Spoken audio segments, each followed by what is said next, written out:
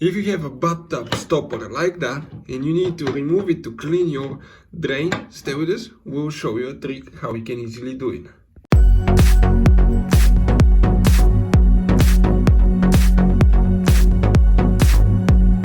Hey guys, welcome back to Honest Product Review. In today's video guys, we're going to explain how to remove bathtub stopper, the one that drains right here. If you have problems with your bathtub not draining, you need to clean it and you try to unscrew it. It's the one that you actually, let me show you, turn, lift up, turn, and it drops down, but you cannot remove it. Stay with us, we'll explain how to do that step by step.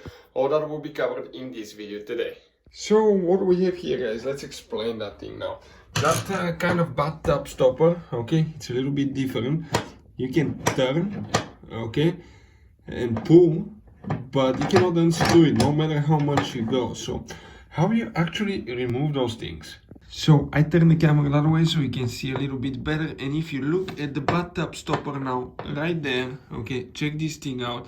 If you turn it to a certain position, you have one screw. Now it's super important to get a screwdriver and actually get it loose, but do not remove it guys. If you remove that screw all the way, it will drop in the drain and you will lose it.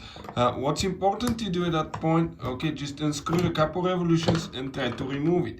If it doesn't come out, what do you need to do in that case? So it's almost done. I'm going to do a couple revolutions, okay, one revolution at a time, and it came out. And this right here guys, okay, this is your screw.